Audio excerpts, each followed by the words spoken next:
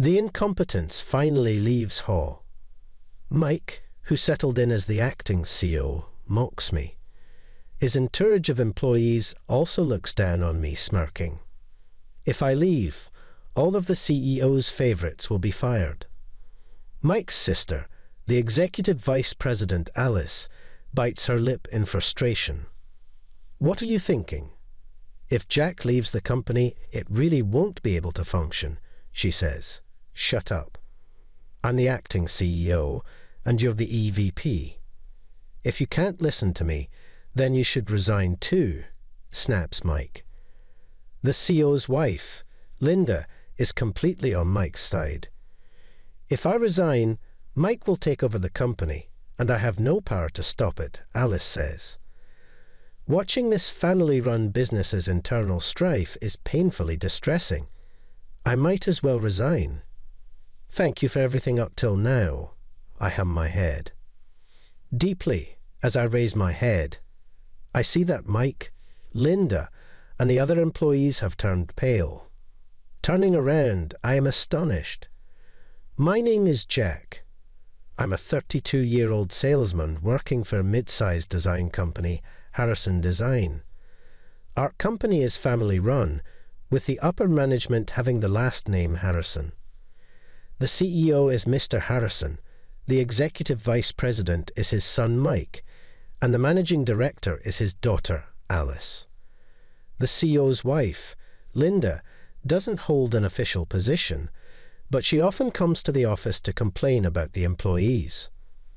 I've heard that family-run businesses often turn into tough workplaces. Indeed, Linda, who wanders around the office without doing any work, can be annoying at times. However, as long as I ignore her complaints, it's a pretty good place to work. The primary reason is that Mr. Harrison, the CEO, is a very respectable person. He never throws his CEO status around and always considers the employees' opinions. That's why our company has a good atmosphere.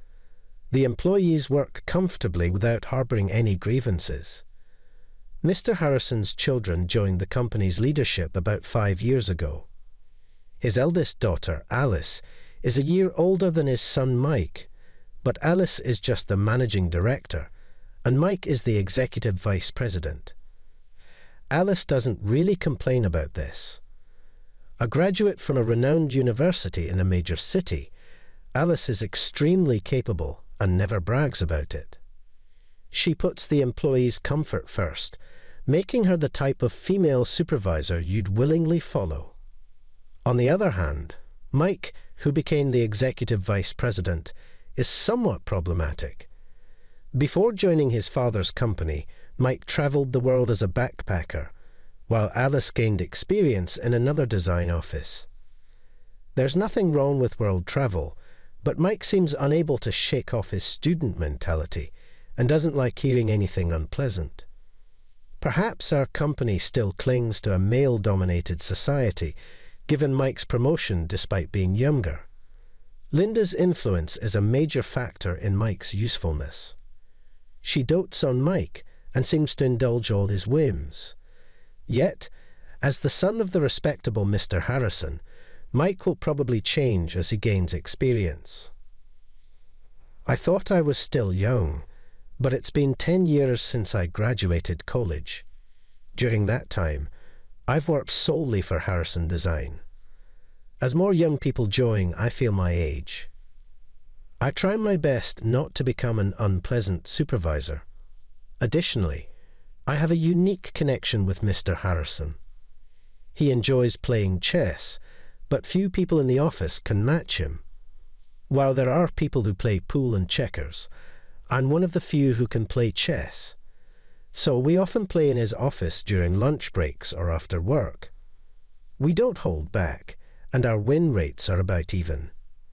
Well, I lost today. Maybe I'm getting old, says Mr. Harrison. What are you talking about, Mr. Harrison? We still need you to keep going strong, I reassure him.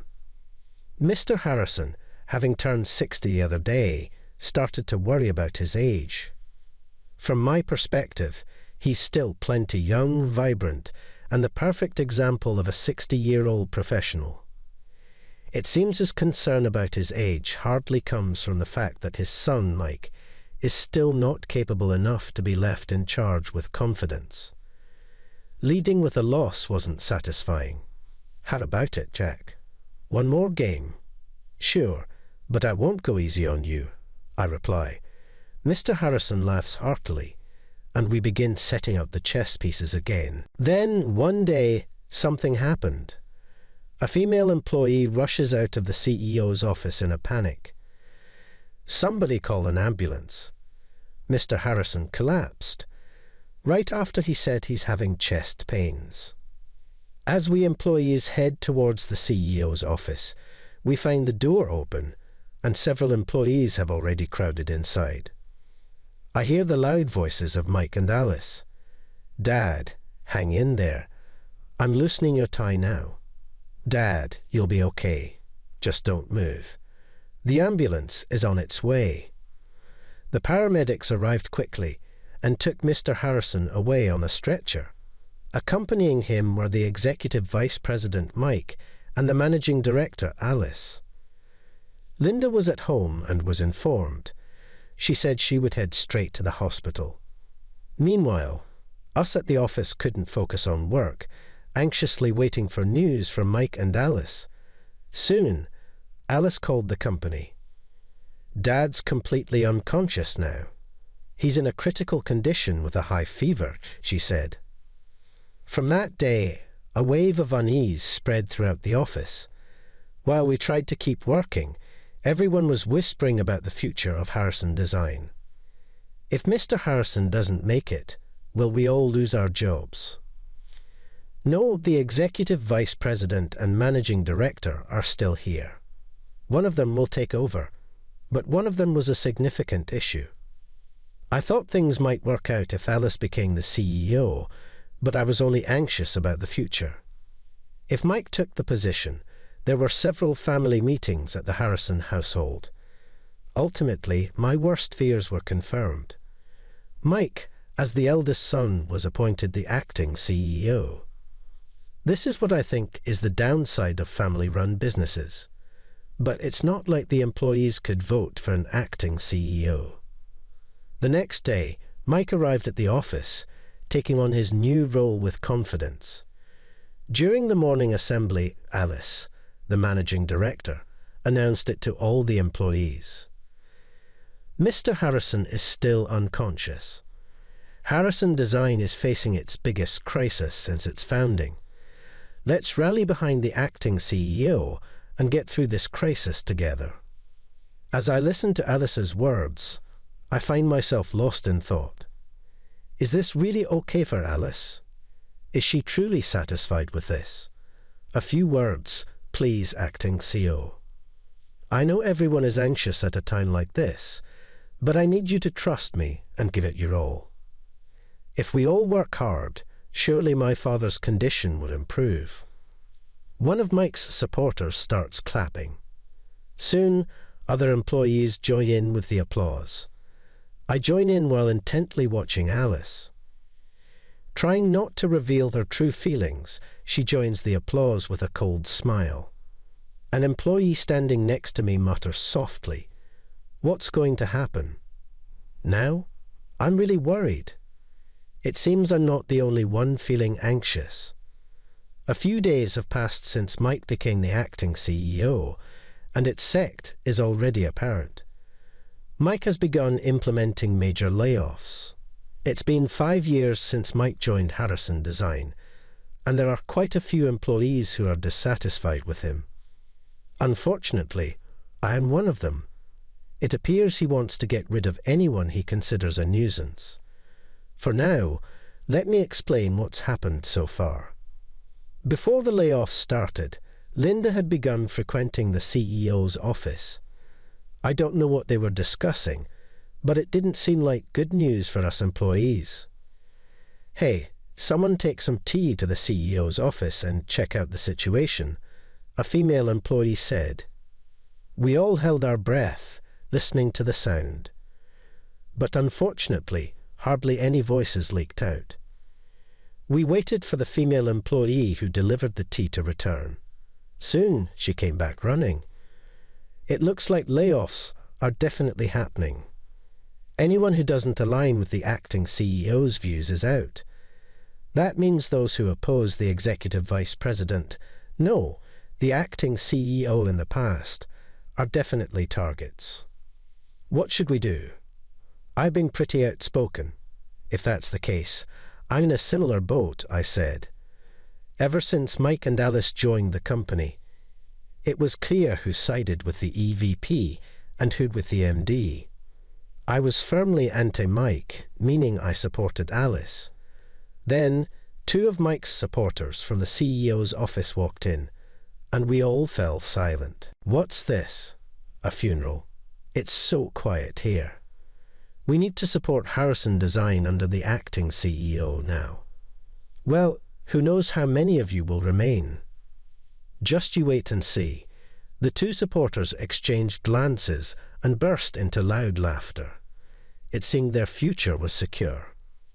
And so, from the next day, one by one, people were let go. First, it was those who openly opposed Mike's methods. Then, those who had never voiced opposition but sided with Alice when issues arose. Alice became increasingly isolated. It seems Mike drove Alice out of Harrison Design. Despite being siblings with just a year's age difference and sharing the same parents' blood, why couldn't they get along? Eventually, I was the only one left supporting Alice. Alice bit her lip in frustration. My mother always favoured Mike. I've always been the one to oppose her, so I guess I'm not the favourite, Alice said. Is the acting CEO, Mike, regularly visiting Mr. Harrison at the hospital? I asked. Alice shook her head. Weekly. He's left it all to the hospital. He seems to think there is no hope for recovery.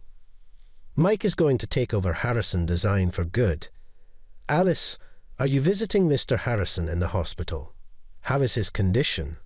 I inquired. There's been a significant change, actually a good one. But Mike's actions have been so swift. I'm not sure if it's going to be in time, Alice replied. The fact that she mentioned in time suggests there might still be a chance for Mr. Harrison's return to the company. I felt a glimmer of hope in the darkness. Alice, next time you visit Mr. Harrison, please take me with you. I might not be able to make much difference, but I want to help in any way I can for his recovery, I offered. Thank you. I haven't been to visit in the last few days.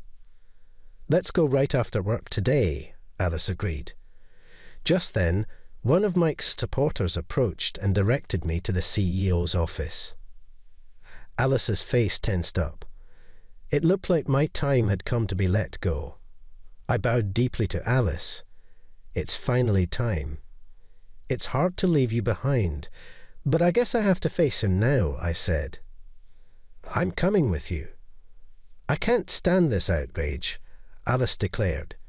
We both entered the CEO's office. Mike sat in a high-back luxury chair, one of his supporters standing to his right, and Linda, looking pleased, stood further to the side. The supporter who had let me quickly positioned himself to Mike's left. Jack, you're also fired as of today, but you've dedicated 10 years to the company, so we'll call it early retirement. You'll get a decent severance package, so don't worry, Mike announced. There was no point in making a scene. I quietly nodded, understood. Mike mockingly laughed at me, glad the incompetent is finally gone. His supporters looked down on me, smirking. Alice bit her lip in frustration, but quickly retaliated. What are you thinking? If Jack leaves the company, it really won't be able to function. Shut up. I'm the acting CEO, and you're the MD. If you can't follow my orders, then you should resign too, Mike snapped. Then Linda, who had been standing to the side, spoke up.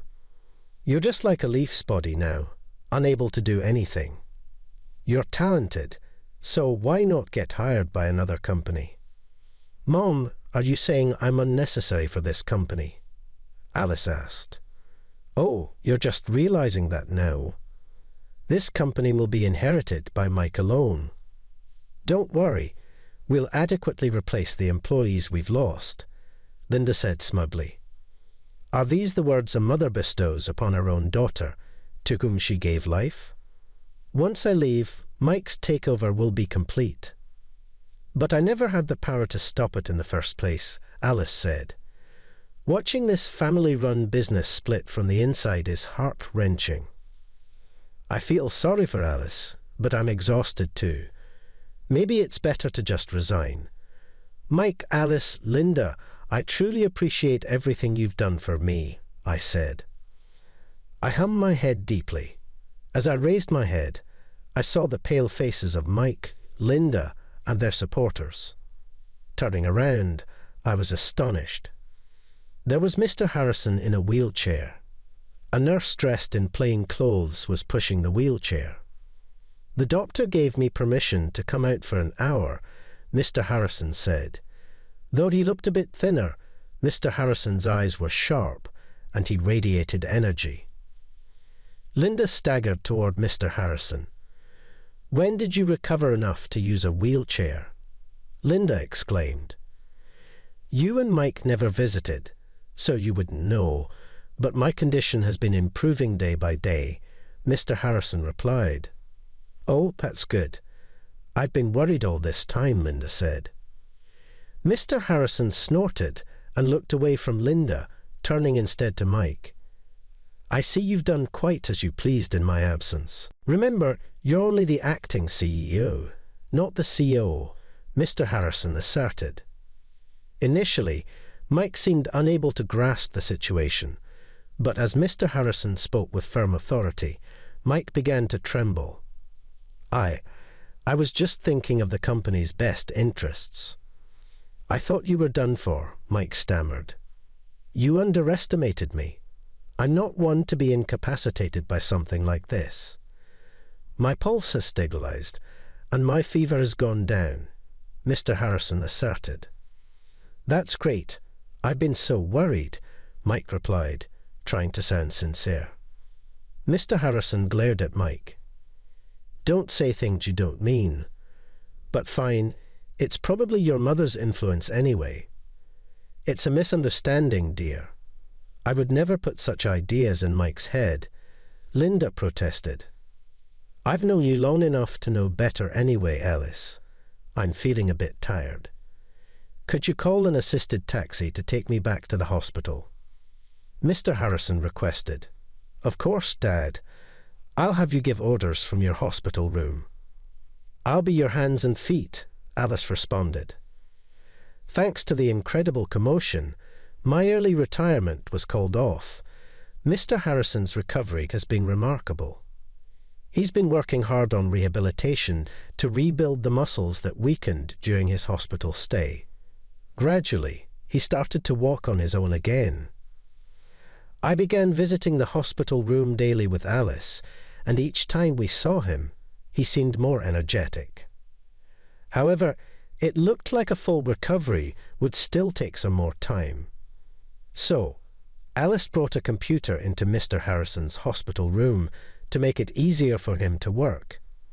With Alice's assistance and me helping her, he could manage CEO duties from the hospital room. Despite being 60, Mr. Harrison is quite familiar with computers, so he was pleased to be able to work from his hospital room. He opened his laptop and turned on the power. Well then, what should we tackle first? Mr. Harrison asked. First, let's restore Harrison Design to its original state. Alice displayed on the computer screen was a list of employees who had been fired. It might seem too good to be true to fire them on our own accord, and then ask them to come back, but we can't operate without them. I'm prepared to apologize to each of them personally, she said. That's right. I'll join you in apologizing. None of this would have happened if I hadn't fallen ill in the first place, Mr. Harrison agreed. Following Mr. Harrison's instructions, the fired employees were brought back. We all rejoiced at being reunited with smiles. I'm relieved to be reinstated. I was worried about my remaining mortgage, one employee said. That's good to hear. Let's continue to support Mr. Harrison, another added. With this, 90% of the original staff was restored. Unfortunately, we couldn't say it was 100% back to the old company. Now we just need to post job openings and bring in new talent. A fresh breeze would surely help the company grow even more. Eventually, Mr. Harrison was discharged and began attending work in a wheelchair. Getting sick is no joke. If you let your guard down, your son might just take over the company, he joked. That's right, Dad. We still need you to be strong, Alice agreed. Mr. Harrison and Alice had a genuinely good relationship, full of mutual trust.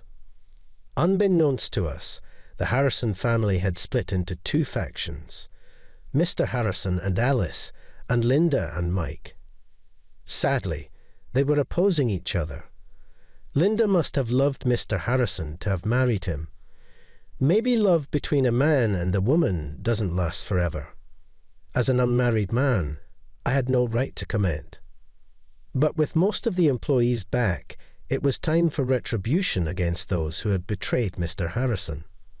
First, both of Mike's supporters were fired. Those two being around made Mike overestimate himself, but the real culprit here is Linda, Mr. Harrison reflected. As time passed in their marriage, they both grew increasingly dissatisfied with each other. Gradually, Linda became overly affectionate towards only Mike. Mr. Harrison, worried about Mike's carelessness, but also showing his form of love, had appointed him as the executive vice president, a position higher than Alice's despite her being older. It seems this act of love didn't quite reach Mike's heart. Other employees who sided with Mike were only given severe warnings. Employees are vulnerable. They have to adapt to whoever is in charge. Mr. Harrison understood this and refrained from demotions or dismissals. The main culprits in this situation were undoubtedly Mike and Linda. For Mr. Harrison, they were his son and wife, but they had to be appropriately punished. Firstly, Mike was demoted to a regular employee for manipulating employee fates in Mr. Harrison's absence. This personal decision seemed to have hit Mike hard. Having been appointed executive vice president upon joining the company, and even using the CEO's office in his father's stead, it must have been unbearable for him. Ashamed of being a regular employee, Mike started coming to the office less frequently. For us in management positions, it was actually convenient not to have him around as it was unclear how to direct him. However, his frequent absences became a concern. So I asked Alice about his home situation. Alice lived alone, but Mike had always lived with their parents. So he's been shut in his room with the housekeeper leaving his meals in the hallway outside. It's unbelievable, Alice said. He might have lost his confidence all at once. I remarked, however, Linda, who dotes on Mike, blames the clue-like turmoil on Mr. Harrison's illness. Their marital relationship seemed irreparably damaged. Both Mr. Harrison and Linda, deeply caring for their children, were living together for their sake, even though it was a struggle. Mr. Harrison decided to punish Linda as well, barring her from entering the company. When Linda complained, Mr. Harrison showed her photos and documents gathered by a detective agency. You've been having an affair all this time. Did you think I knew nothing about it? He confronted her. The reason Linda frequently visited Harrison Design was because her lover was there. Her lover was a young employee in his 30s to whom Linda had been generously giving a lot of money. Since Mike became acting CEO, there had even been talks of promoting this man to a managerial position as a special favor. I had feelings for you after all these years together, but with this incident, even that's gone.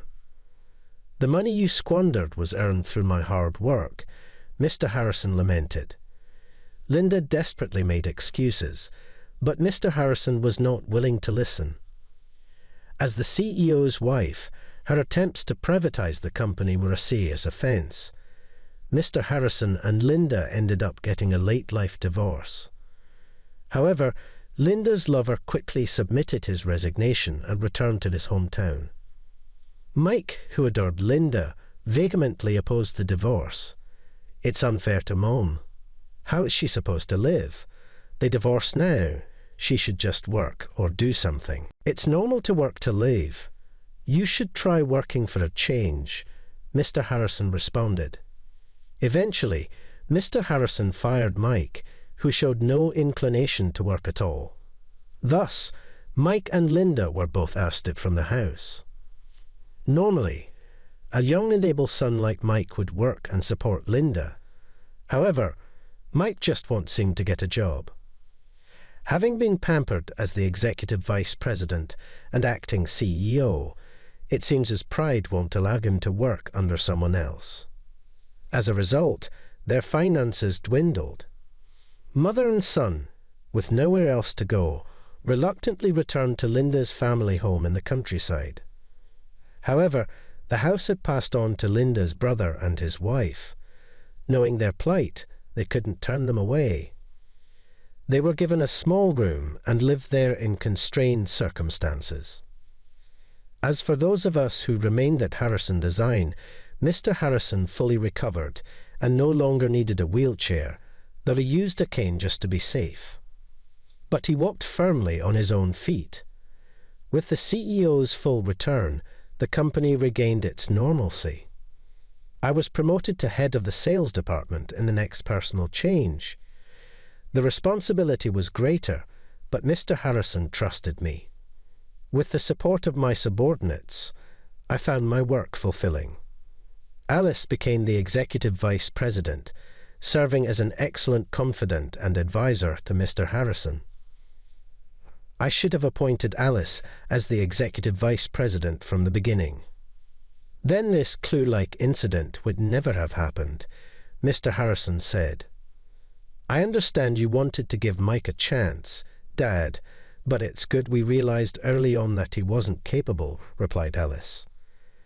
They say the more troublesome a child is, the dearer they are. Mike was a perfect example of that. Mr. Harrison deeply regretted appointing Mike, who lacked ability, to the executive vice president position out of paternal affection. Thus, Harrison Design managed to recover from a significant crisis. The company's performance improved, and employee wages increased. We, the employees, are now more motivated than ever to rally under Mr. Harrison's leadership and build up the company. That day, during lunch break, I was Mr. Harrison's chess partner in his office, just like before the hospital incident. Our skills matched, leading to wins and losses for both of us. Mr. Harrison seems to enjoy this aspect of the game. Like in business, golf, it's no fun if you go easy on me, he said. That's true. I completely understand. Mr. Harrison became silent for a while. Just when I thought he was focusing on the chessboard, he said something unexpected. Jack, aren't you going to get married? You're at a good age for it. I'm a bit embarrassed to say, but I've been so caught up in work that I haven't had a girlfriend. But you're right, I should start thinking about that aspect of my life.